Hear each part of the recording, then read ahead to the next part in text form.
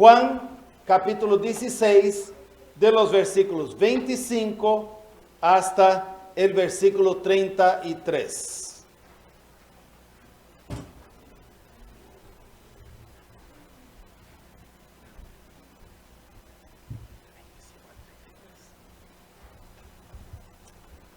Dice así la palabra del Señor. Estas cosas os he hablado en alegorías. La hora viene cuando ya no os hablaré por alegorías, sino que claramente os anunciaré acerca del Padre. En aquel día pediréis en mi nombre, y no os digo que yo rogaré al Padre por vosotros. Pues el Padre mismo os ama, porque vosotros me habéis amado, y habéis creído que yo salí de Dios. Salí del Padre y he venido al mundo. Otra vez dejo el mundo y voy al Padre. Le dijeron sus discípulos: he aquí, ahora hablas claramente y ninguna alegoría dices.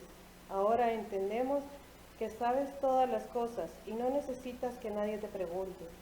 Por esto creemos que has salido de Dios. Jesús le respondió: ¿ahora creéis? He aquí, la hora viene y ha venido ya, en que seréis esparcidos cada uno por su lado, y me dejaréis solo. Mas no estoy solo, porque el Padre está conmigo. Estas cosas os he hablado para que en mí tengáis paz. En el mundo tendréis aflicción, pero confiad, yo he vencido al mundo. Amén. Ahora abramos nuestros corazones y nuestras mentes para la palabra del Señor, que hoy viene en labios de nuestra hermana Tatiana Sanginés. Gracias. ¿Pueden creer que de pronto de tantos años me doy cuenta que la hora del sermón es justo la hora en que almorzamos?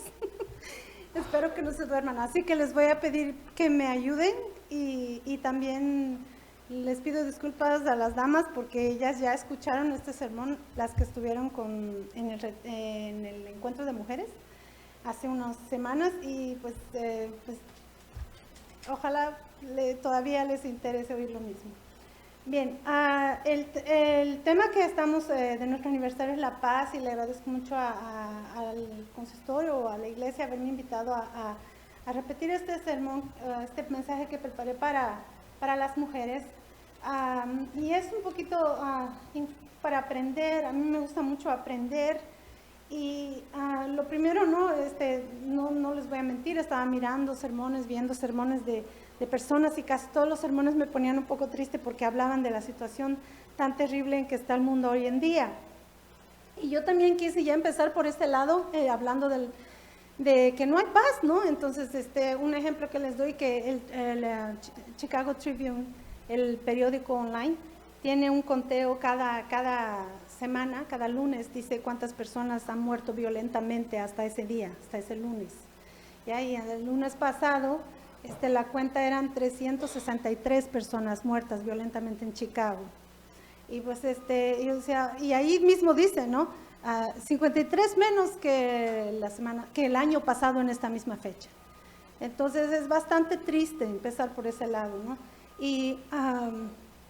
Pero sin embargo, es la realidad en que vivimos, ¿no? Cuando hablamos de paz no la vamos a encontrar fácilmente porque vivimos en un mundo quebrantado, vivimos en un mundo que está separado, ¿no es cierto? Que nos hemos querido separar de Dios. Entonces, todas nuestras relaciones interpersonales, nosotros mismos por dentro y el mundo, nuestra ciudad, nuestro país, nuestro continente y el mundo entero están en conflicto, ¿no es cierto?, con Dios. Entonces, es imposible de repente hablar de paz, sino más bien de unos momentitos, ¿no?, de tregua. Y precisamente la diferencia entre lo que es la paz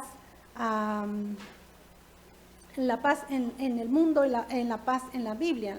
La paz en el mundo es precisamente eso, son momentos de tregua. Todo el mundo sabe que es un concepto que todos los países, todos los lenguajes tienen una palabra para la paz y anhelan eso. Pero en términos humanos nada más es como un momento en que no hay conflicto, en un momento de tregua. Sin embargo, vemos que en la Biblia, ¿no?, la palabra paz tiene un significado mucho más rico, mucho más hermoso, más positivo. No es algo que es falta de algo, o sea, no la paz es que no hay guerra, sino que la paz en hebreo en la palabra que todos conocemos, ¿no es cierto? Shalom, tiene otro sentido. Shalom significa un estado en que todo está bien, ¿no? En que todas las partes que forman mi vida están en su lugar. Ya la palabra shalom en la Biblia en diferentes lugares significa algo completo, ¿no? Por ejemplo, una piedra, cuando hacen un altar en el Antiguo Testamento para el Señor, escogen piedras que sean completas, que no tengan rajaduras. Y eso es shalom, esa piedra completa. O por ejemplo, un muro donde no falta un ladrillo, eso es shalom. O cuando los animales de Job están todos completos, eso es shalom. Cuando eso es shalom, cuando las personas están bien unas con otras, eso es shalom. Y también, ¿qué significa eso? Que cuando no hay shalom para una persona, cuando algo no está bien en su vida, entonces todo se pierde. Es como cuando falta una ficha en su rompecabezas, ¿no es cierto? Y pues no está completo y uno no tiene paz. Dice, ¿dónde está la ficha? ¿Esto vino sin la ficha o se perdió? No está completo, y eso es el problema con shalom. Entonces falta algo para restaurar eso, ¿no es cierto? Y eso es precisamente, shalom no solamente es una palabra como un subjetivo, sino también se usa como verbo en el Antiguo Testamento. Entonces shalom quiere decir cuando uno trae eso, ese restaura eso que estaba roto, que está faltando, entonces uno hace shalom a esa cosa. Por ejemplo, cuando Salomón completa el templo, y ya pone la última piedrita, ya le hizo shalom al templo. O por ejemplo, cuando una persona, mi ganado se entraba a la tierra del vecino y le comía le destruía algo, yo tenía que ir y pagarle el doble, así dice el Antiguo Testamento, y le hacía shalom, hablando en verbo, o sea, le restituía, ¿no es cierto? Y lo mismo en relaciones.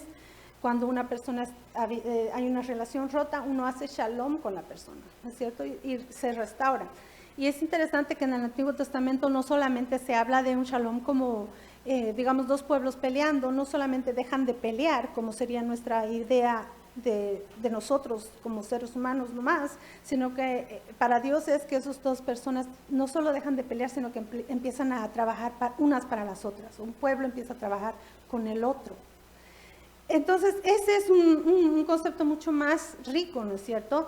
Y ese concepto en el Antiguo Testamento obviamente es shalom, pero en el Nuevo Testamento hay otra palabra para lo que nosotros decimos paz. Y esa palabra está obviamente en el Nuevo Testamento, ya la vamos a encontrar en griego, y la palabra griega es eirene. Eirene, y descubrimos que la hermana, hay una Irene aquí, ¿no es cierto? Y es realmente que significa paz, la palabra, su nombre significa paz en el griego. Entonces, ahora sí les voy a empezar a pedir que me ayuden, porque vemos entonces que esto viene, ¿cuál es la unión, no es cierto?, entre el Antiguo Testamento y el Nuevo Testamento?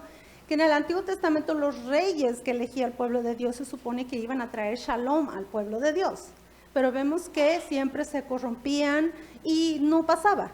Entonces, uno de los profetas, ¿no es cierto?, los profetas salían para hablar, para llamarle la atención a los reyes de Israel. Uno de los profetas, Isaías, habla de un rey que va a venir, ¿no es cierto? Y eso está en Isaías 9, y es un verso que usamos mucho en la Navidad, que dice... ¿Alguien se acuerda? Y se llamará su nombre, Consejero, Dios fuerte, Padre eterno, Príncipe de paz. Entonces Isaías está anunciando la venida de un rey y dice, y su reino no tendrá fin. Entonces ese es cuando viene Jesús al mundo, ¿qué dicen los ángeles en el cielo?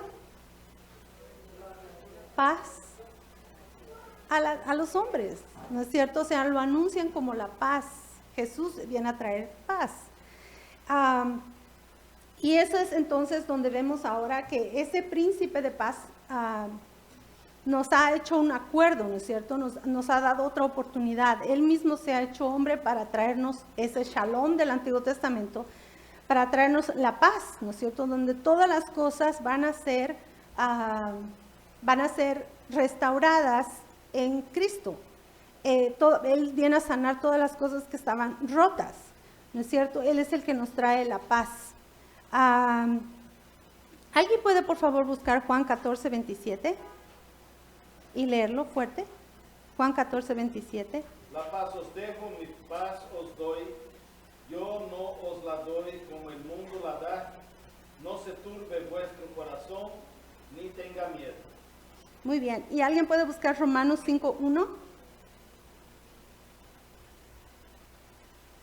Y leerlo fuerte.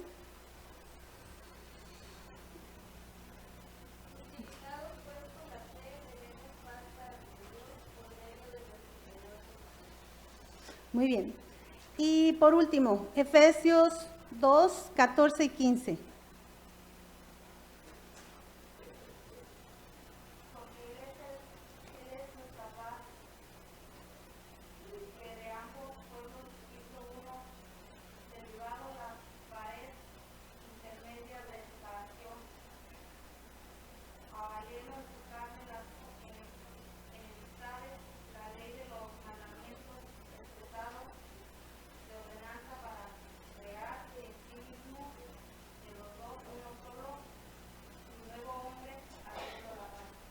Muy bien, entonces vemos en esos textos que lo que nos está diciendo es que Jesús viene a reconciliar este mundo con Dios, con este mundo. ¿No es cierto? Es que Él trae la paz. Es a través de Jesús que nosotros podemos tener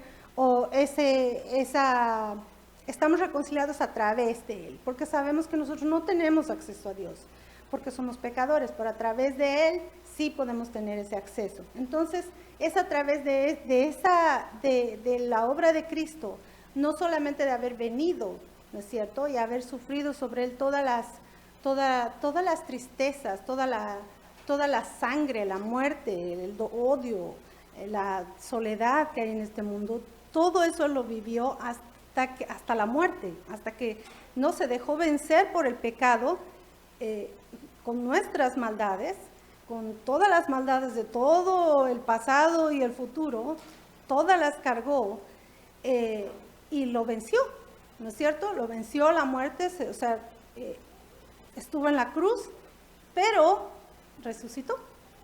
Pero al tercer día resucitó. Entonces ya ha vencido la muerte, ya ha vencido todo eso.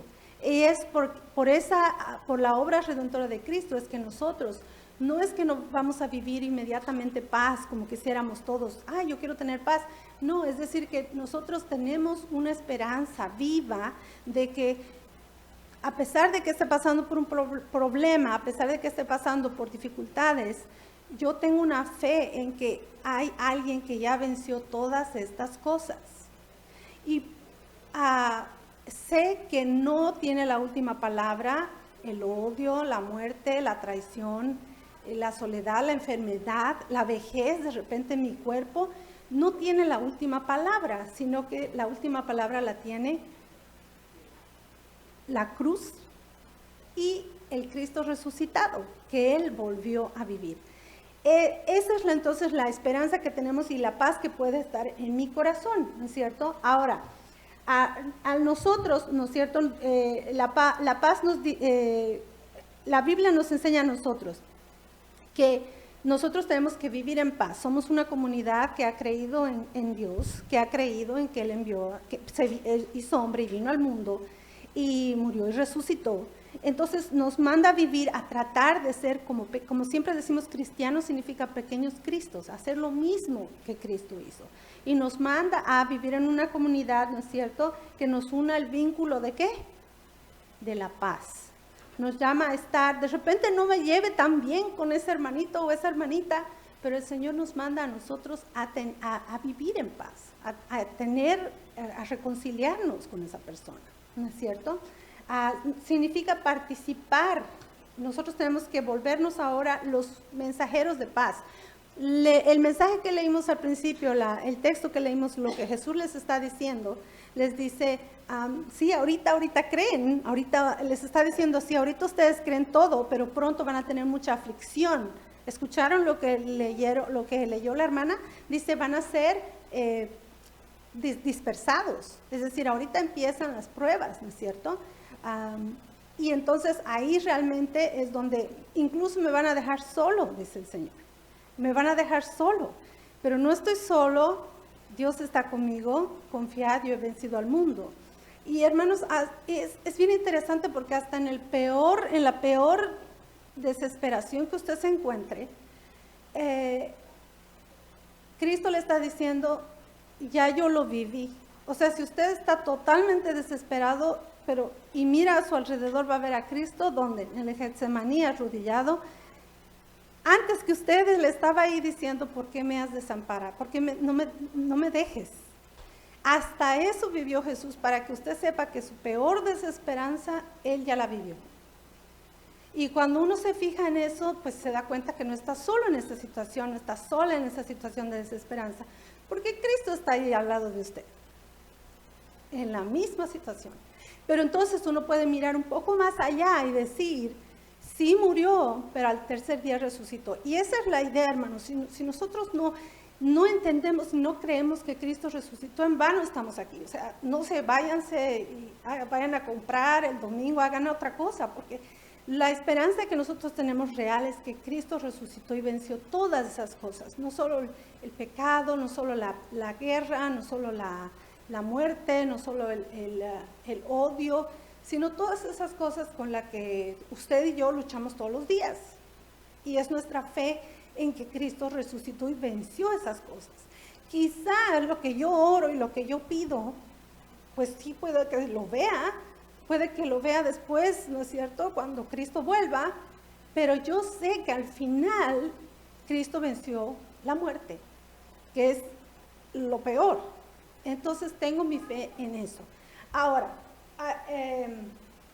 ya hablamos de lo que es la fe en el mundo, lo que es la fe en la Biblia, pero hay un problema. Cuando yo les digo la palabra paz, tener paz en el corazón está muy ligada a la fe. Es decir, que cuando uno está pasando por dificultades, muchas hermanas nos dicen, ten fe, ¿no es cierto? O alguien nos dice, ten fe, y nosotros sí, que tener fe, y parece que nos tenemos que concentrar y hacer fuerza, y depende de mí creer en que Dios está en control y que todo va a estar bien, y parece realmente algo que hablábamos ese día como la fe supersticiosa, ¿no es cierto? Es decir, como la fe que dice, voy a saltar al vacío, voy a hacer algo aunque no lo vea. O sea, soy súper valiente, creo en Dios y me voy a tirar aunque no lo vea. Pues eso es bien absurdo, porque nosotros no, es lo mismo que los jóvenes hacen tirándose de un bungee, ¿no es cierto? ¿Cómo se dice? ¿De esa cuerda que se tira? Bungee. Es lo mismo, o sea, no es la fe no es una cosa, una superstición. Es lo mismo que usted, si yo creo así, digo, yo voy a tener fe en Dios, voy a tener fe en Dios, voy a tener fe en Dios. Es lo mismo que agarrara mi pata de conejo y dijera, esta pata me va a ayudar y voy a hacer todo bien, me va a salir bien, voy a tener suerte. Es lo mismo. Por eso que aquel día el sermón fue un poco largo, porque no solo hablamos de la paz, sino la fe que necesito para tener esa paz en mi corazón. Y hablando de fe, nosotros sabemos en la Biblia dónde está la definición de fe, ¿no es cierto? En Hebreos 11:1, en el capítulo que habla sobre la fe. ¿Y alguien lo puede leer fuerte para nosotros? ¿O se lo sabe de memoria? Es pues la fe. La certeza de lo que se espera y la esperanza de lo que no. Ok, bien, ya es que ahí, en esa parte de la Biblia nosotros decimos, pues sí, es lo que no veo, estoy creyendo en algo que no veo. Pero hermanos, yo les invito a que saquen su celular, ahora sí, y por favor busquen en el teléfono, es pues la fe, la substancia. Y el que lo encuentre primero lo lee fuerte para todos. Es pues, muy bien.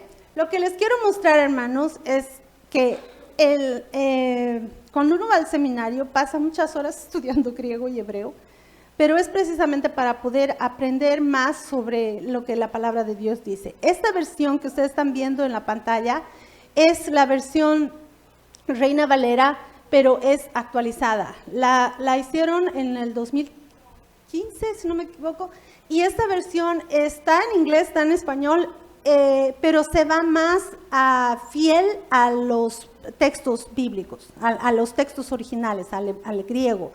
Y ahí, si usted se fija, la gran diferencia, ¿no es cierto? Dice, es pues la fe, la sustancia de las cosas que se esperan, la demostración de las cosas que no se ven. Entonces, hermanos, lo que quiere decir es que ahorita nosotros estamos en un momento entre que Cristo se fue al cielo y estamos esperando que vuelva. Entonces, ¿cuál es la actitud que debemos tomar? A veces nuestra actitud nada más es, no importa qué desastrosa sea mi vida, yo voy a ir al cielo. ¿No es cierto? Es un poquito la idea, sálvese quien pueda, ¿no es cierto? Allá voy a estar bien. Y muchos políticos criticaron esa forma de pensar. El comunismo odiaba a los cristianos y a la fe cristiana porque decía, es el opio de los pueblos. Es decir, a la gente le dicen, mira, ahorita tu vida es un desastre, ¿no? Los pastores, pero después vas a ser muy feliz en el cielo. Entonces, obviamente, el comunismo dice, no, las personas tienen que, depende de uno, ¿no es cierto?, mejorar su vida. ¿Cómo es eso de que yo me voy a dejar maltratar y aplastar y explotar toda mi vida porque en el cielo voy a ser feliz? O sea, y realmente, o sea, si uno lo ve así, pues se hace sentido. Pero lo que está diciendo la palabra de Dios no es eso. La palabra de Dios dice que en este tiempo nosotros debemos vivir como muestras vivas del reino de Dios, ¿no es cierto? Y para entender eso hay que irnos al principio de la humanidad, cuando el Señor creó las cosas. Dios creó todo y era todo hermoso en el jardín del Edén. El Señor estaba con Adán y Eva, andaba con ellos, hablaba con ellos. El ser humano pecó y entonces se separó. Cuando Cristo viene al mundo, trae de nuevo el reino de Dios. Cuando es anunciado en la sinagoga el ministerio de Cristo, ¿qué dice? Él se para en medio, así empieza su ministerio público. Abre el texto y dice, ha venido el año agradable del Señor, el reino de Dios está aquí. Esa es la misión de Jesús. No es, dice, sálvese quien.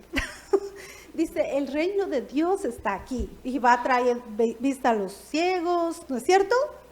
Entonces nosotros estamos llamados a traer ese mismo reino de Dios. Si usted ha conocido a Cristo, está aquí para traer ese reino de Dios aquí, ahora. Entonces, en este tiempo, significa que es la fe, por lo que estamos leyendo ahí, la sustancia, es decir, que es la demostración. ¿Cuál es nuestra fe? Nuestra fe es que Cristo ya venció la muerte. Estaba muerto y empezó a respirar en esa tumba y se paró. Y no lo vieron 2, 3 gatos pelados, ¿no es cierto? Pablo nos dice que 500 personas lo vieron. Y Pablo le dice, o sea, está apelando a la razón. Le dice, si ustedes no creen, hablen con ellos, están vivos muchos de ellos. ¿No es cierto? Y que Cristo volvió a la vida no pasó así en una aldeita perdida, cambió la historia de la humanidad en 2. Ahora la gente no quiere decirlo, pero hasta hace poco era antes de Cristo, después de Cristo. O sea, la humanidad cambió por esa razón, porque todos los discípulos que estaban metidos en un cuarto, cuando vieron a Cristo entrar por la pared, atravesando la puerta, dijeron, oh, wow, y salieron porque lo vieron y comió con ellos. Es decir, es cierto, nuestra fe no es algo supersticioso, no es algo que quiero creer porque yo tengo que creer, es porque tengo una razón muy buena, porque Cristo resucitó. Entonces, si yo tengo esa fe y tengo esa confianza, yo tengo que actuar de acuerdo a esa fe en mi diario vivir, y eso me va a traer paz, eso me va a traer paz. Entonces, vemos que tener fe no solamente es algo mental, porque siempre pensamos fe es algo que está en mi corazón, en mi cabeza, pero es algo que me hace tomar decisiones.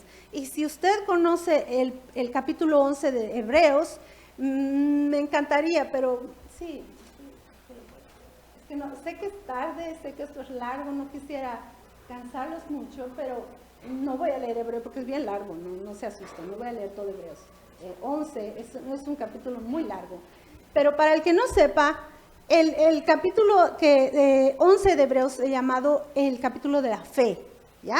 Y es donde Pablo nos dice todas las cosas que las personas desde allá atrás, desde Abraham, hicieron por fe.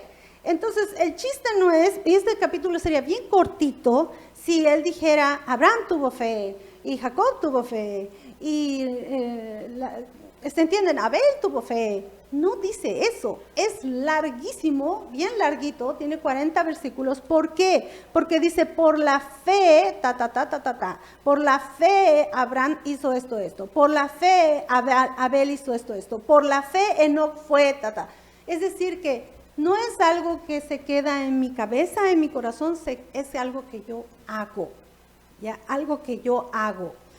Entonces, lo que nosotros estamos llamados a hacer es atraer ese reino de Dios a este mundo, y ahí es donde nosotros vamos a empezar a experimentar paz. Es decir, no se preocupe, no se quede sentada o sentado pensando, ay, que el Señor me dé su paz y me chorree la paz por todas partes. No, lo que nos pide el Señor es ser activos en este tiempo, ¿no es cierto? En que lo estamos esperando para regresar.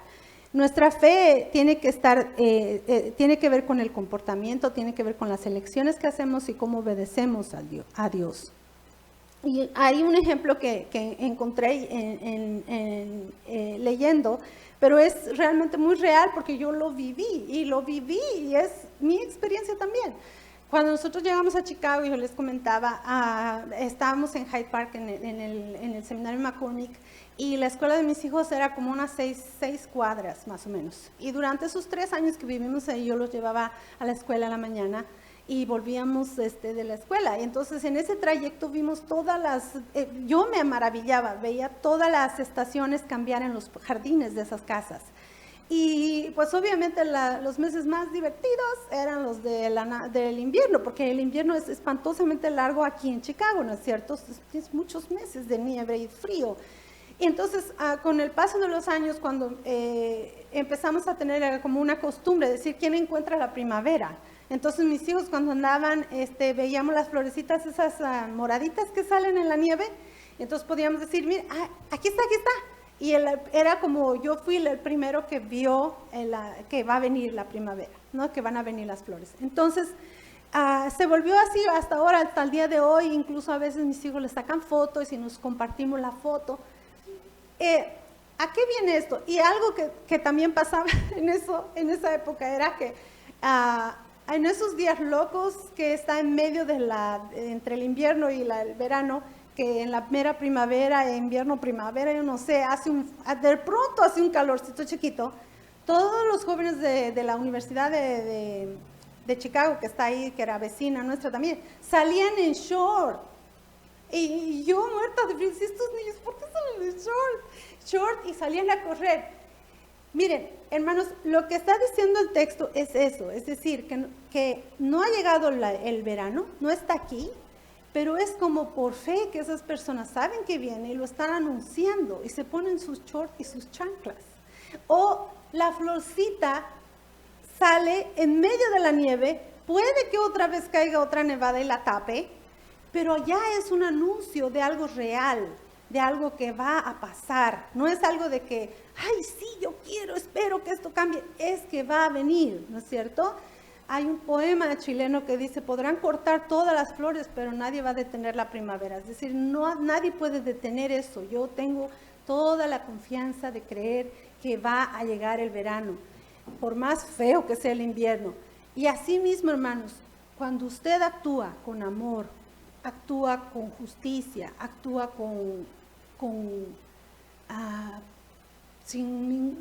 de forma que la gente dice, ¿por qué? ¿Por qué está haciendo? Así como yo decía, ¿por qué estos niños salen en shorts si está haciendo tanto frío? Al mundo no le va a hacer sentido, pero usted está anunciando el reino de Dios. Cuando usted actúa de la forma en que Cristo nos manda a actuar. ¿Qué hizo Cristo? Cristo lo primero que hizo fue tener compasión, tratar con amor, sanar a las personas, darles atención y perdonar sus pecados, que era un escándalo para las personas que lo oían, porque solo se podía perdonar pecados en el templo matando un animal. ¿no es cierto? Para que la persona viera cómo sus pecados eran tan graves que tenía que morir algo y sangrar, ¿no? Y solo el sacerdote lo podía perdonar. Pero Cristo dice, yo te perdono. Porque era el Cordero que quita el pecado del mundo. Porque Él iba a morir en la cruz y tenía toda la autoridad para decirte perdono tus pecados. Entonces, hermanos, al experimentar eso y nosotros ser los cristianos, los pequeños cristos, pues significa que yo perdone. Y mucha de la paz que nos hace falta en la vida es porque no podemos perdonar. Sabemos, ¿no? Los 300 y pico muertos que en Chicago y las guerras que hay por puro afán económico, las guerras que hay, la verdad, o por odio, pero en nuestro interior sabemos que no tenemos paz porque simplemente a veces no podemos perdonar. Y entonces uno dice, pero ¿cómo puedes tú hacer algo tan absurdo, ¿no es cierto?, de que nadie espera, la gente no te va a entender? ¿Cómo puedes tú perdonar a una persona que a propósito te ha hecho daño? ¿No es cierto? Es algo que la gente no puede entender, y es como esa florcita que está saliendo en la nieve, y le dices, pero Flor, ¿para qué estás saliendo si la nieve te va a tapar otra vez? Ahorita va a nevar y te vas a quemar. Pero ella tiene una esperanza de que ya viene el verano. Nosotros así tenemos la esperanza cuando Cristo vuelva y traiga otra vez su reino por completo aquí. Sabemos que cuando Cristo venga ya no va a haber, ya todas las personas nos vamos a llevar, vamos a conocernos, nos vamos a respetar, todas las relaciones van a ser perfectas, ya no va a haber odio, ya no va a haber guerra, ya no va a haber enfermedad. No podemos ni siquiera imaginarnos cómo va a ser, porque no tenemos cómo comparar, con qué comparar, pero sabemos que va a ser completamente perfecto y que toda la humanidad clama, la naturaleza gime, dice, para ese día en que todo sea restaurado. Pero hermanos, nosotros podemos traerlo y usted puede actuar de esta forma y ser como hay una palabra de los mexicanos que dice, y me hace reír tanto, pero dicen un probete, ¿no ve? ¿Saben qué es un probete? Cuando uno está cocinando algo y le dan a alguien un poquito para que pruebe, pues usted como cristiano es el probete del reino de Dios en todos los lugares donde usted está. Entonces, si usted donde va lleva ese reino de Dios, va a actuar de formas que la gente va a decir, ¿qué le pasa a esta persona?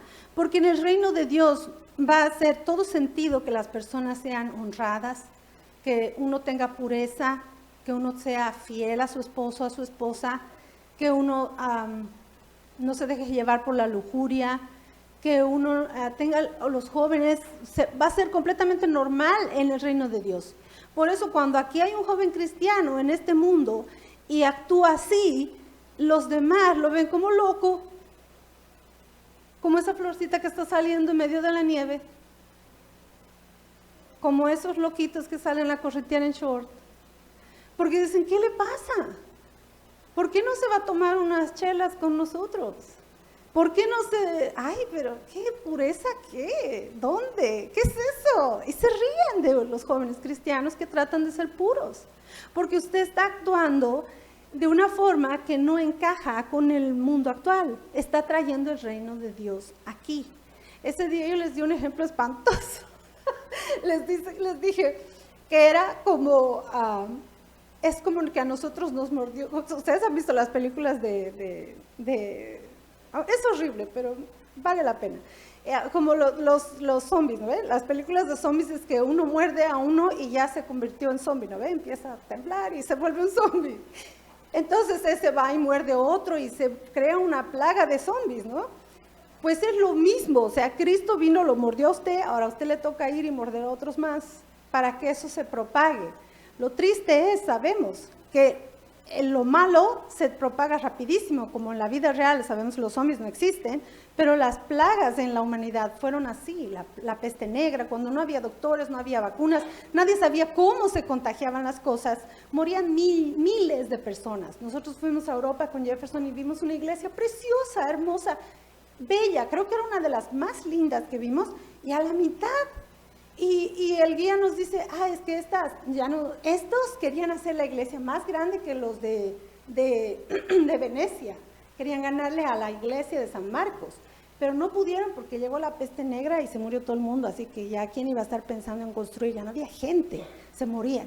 Entonces, sabemos que lo malo, hermanos, y en la vida es así, las mujeres pasamos horas limpiando y en 10 minutos se ensucia la casa. Lo malo es bien rápido, ¿no? Como los zombies. Bueno, lo bueno es bien difícil. Sanar una persona cuesta un montón de tiempo, un montón de esfuerzo. Entonces, sabemos que llevar el reino de Dios cuesta un montón de esfuerzo, cuesta un montón de sacrificio. Significa perdonar, significa ser humilde, significa poner al otro primero que yo, porque eso fue lo que hizo Cristo. El otro día Jefferson en la clase, el miércoles, dijo, sí, murió en la cruz por una bola de pecadores. O sea, eso hizo Cristo, puso a todos nosotros antes que Él.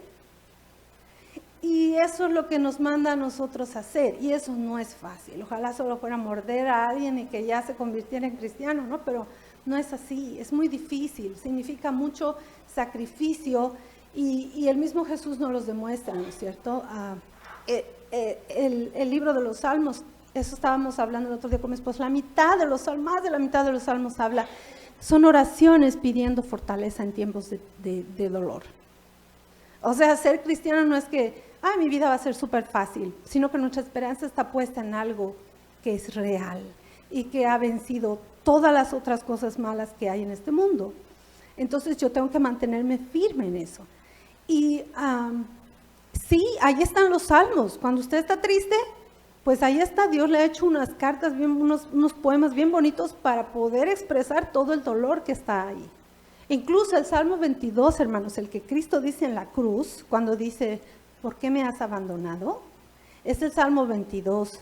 Si usted lo lee, va a ver que es una persona que está sufriendo muchísimo.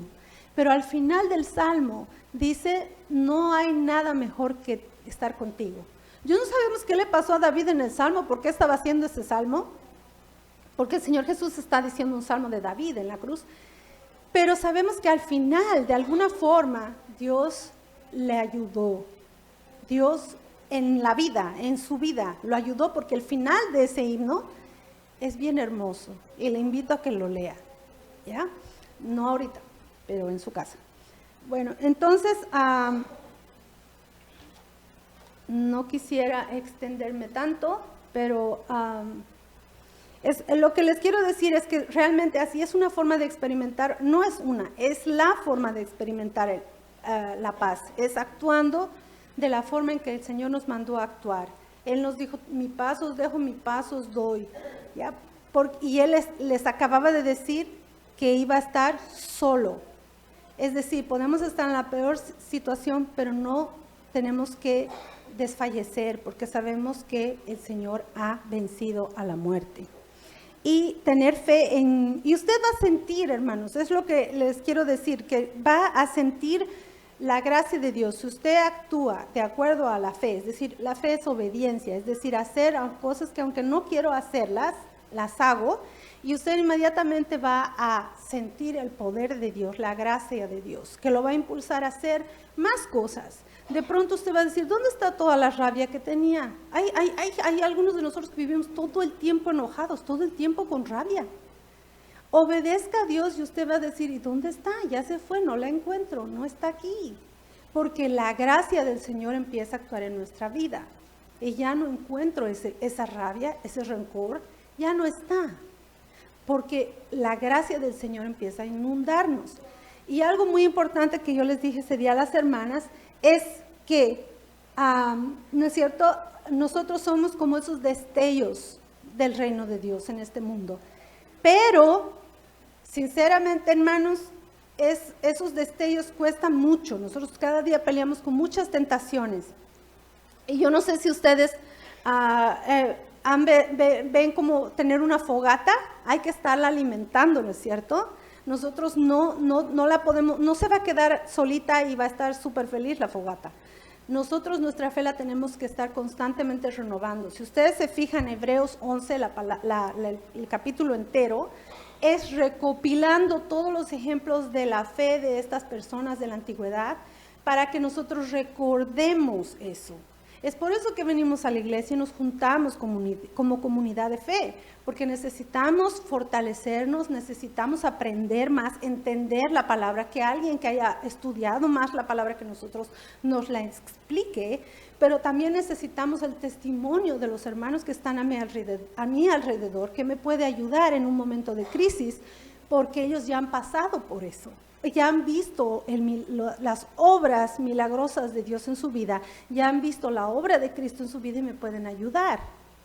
Por eso es importante venir a la iglesia para nos apagamos, nosotros no tenemos suficiente fuerza para hacerlo, no tenemos. Y eso es lo hermoso, cuando reconocemos que no tenemos suficiente fuerza para hacerlo, podemos confiarnos definitivamente de Dios, de Cristo. Entonces, es por eso que venimos aquí, porque seguramente en la semana usted va a cometer muchas cosas malas y entonces va a sentir mal. Entonces me alejo. No, la idea es volver a arrepentirnos y buscar en nuestro corazón, volver a Cristo. Y es por eso que nos juntamos, porque o puede haber gente que esté cuestionándose, ¿no es cierto? Puede haber gente que diga, yo no sé realmente, pero está bien, porque si uno se está preguntando algo, es decir que está yendo hacia allá. Peor sería que no estuviera preguntando nada, porque no le interesa, pero si se está dudando, es algo fantástico, porque quiere decir que está en su mente buscando, ¿no es cierto?, racionalizar, y va a encontrar las respuestas. Está tratando de buscar a Cristo, está tratando de encontrar, o sea, eso es bueno, porque vemos que cuando entendamos que creer en Dios no es una cosa como superstición o como algo que depende de mí, sino que hay muy buenas razones para creer en Dios. Es fantástico, porque vamos a poder saber con las razones, ¿cierto?, con nuestra cabeza. Hay muchos de nosotros, especialmente los jóvenes que crecen en esta sociedad, dicen, sí, ese cuento está bonito, pero es muy antiguo, no lo creo. Pero si eres bueno en matemáticas, ¿no es cierto? El mismo Cristo dice, hay una parte de la Biblia que dice,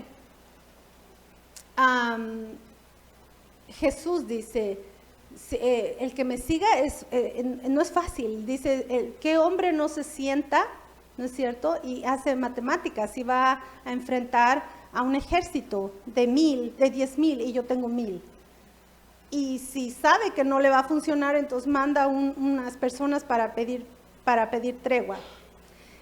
Es decir, Jesús nos está diciendo, piénsalo bien, porque es difícil, no es fácil. Y lo mejor de todo es que nunca te va a alcanzar, o sea, es lo mejor de todo, que nosotros nunca vamos a dar la talla, no tenemos lo necesario, no podemos, o sea, siempre que yo me siente a hacer mis matemáticas voy a salir corta, no voy a poder, pero por eso mismo es que Cristo murió por mí, murió por nosotros, porque Él sí lo hizo, entonces yo me tengo que agarrar de Él, y así yo voy a tener paz. Así yo voy a tener, y voy a cumplir mi misión, hermanos, porque mi misión en el mundo de verdad no es aguantar todo lo que pueda y allá en el cielo está mi casita muy bonita y ahí voy a vivir. Jesús vino, dice, a anunciar el reino de Dios aquí y nosotros estamos llamados a traer ese reino aquí. Y cuando usted hace eso, buscad primeramente el reino de Dios y su justicia y todas las demás cosas os serán añadidas, ¿no es cierto? ¿Así dice o no? Buscad primeramente el reino de Dios y su justicia. O sea, si usted trae el reino de Dios aquí, la paz lo va a seguir. No se preocupe, usted no tiene que ir atrás de la paz buscando la paz. Si usted se preocupa de hacer lo mismo que Cristo hizo, de perdonar, de tratar con amor, la paz lo va a seguir y lo va a alcanzar. Pero mientras usted se preocupe solo por usted, de que yo quiero tener paz, de que todas las cosas estén bien conmigo, mientras usted sea el centro de su propia vida, no va a encontrar nada. Tiene que ser Cristo. Y hacia allá vamos. Y les di un ejemplo peor. Les dije, hermanos, a veces hasta siendo cristiano, tal vez mi vida no sea vivir en paz. Ustedes vieron, y con esto voy a terminar. Esteban murió, antes de morir alcanzó a decir casi las mismas cosas de Hebreos. Y lo mataron a pedradas. O sea, puede que yo sea fiel y lo que me cueste sea la vida. ¿No es cierto? Hoy en día muchas personas, ahorita en otros países están predicando y los matan por predicar. Puede que ese sea ese haya sido mi razón de ser en este mundo. Pero ahí estaba Pablo, les dije, ¿no es cierto?, escuchando. Y gracias a Pablo, que se hizo el apóstol de los gentiles, usted está ahí en ese asiento. Todo tiene un propósito y tenemos que confiar en esa persona que dio la vida por mí en la cruz. Confiar nada más. Esteban no vio la paz hasta que llegó al lado de Cristo. Ahí la vio. Pero por su testimonio, Pablo, que era una persona tan preparada, tan inteligente y tan equivocada y perdida, le cayó el 20 en ese momento y él reaccionó y empezó a predicar a los gentiles. Porque si no hubiese sido Pablo, él seguiría entre los judíos la historia de Cristo. Pero gracias a él fue viajando hasta que llegó un día aquí, ¿no? Alguien. Y nosotros somos, bueno, a nuestros países y ahora estamos aquí todos juntos, pero es por eso.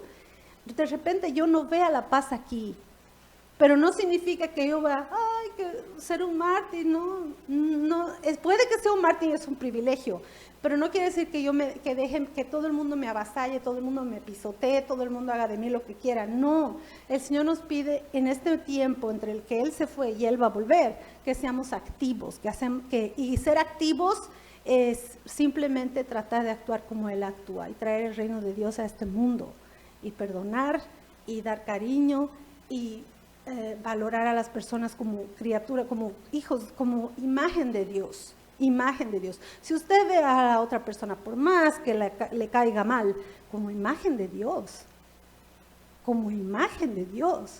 usted la va a tratar de otra forma, ¿no? Y si hay una persona que está en la computadora viendo algo que no debe y piensa que esas chicas ahí en la pantalla son imagen de Dios, no lo va a hacer más, ¿no es cierto? Lo triste es que nosotros caemos, pero el Señor por eso nos dice, tenemos que volver a Él.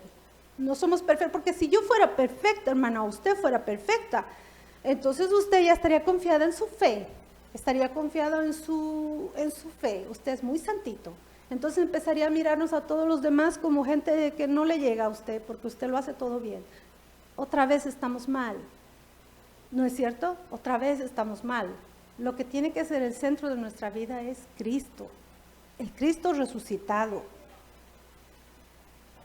Eso era todo lo que les tenía que decir, hermanos, y espero que, porque a mí, les dije ese día a las hermanas, me ayudó mucho buscar sobre la paz, porque realmente cuando le dicen, no, predica sobre la paz, oh my gosh, ¿cómo voy a predicar sobre la paz si no la tengo? ¿Cómo la voy a predicar? ¿Cómo voy a parar delante de ustedes y decirles, tengan paz? Pero gracias, porque la persona que me invitó me dio una tarea, la hice y yo salí ganando. Y espero que ustedes también, hermanos. Muchas gracias.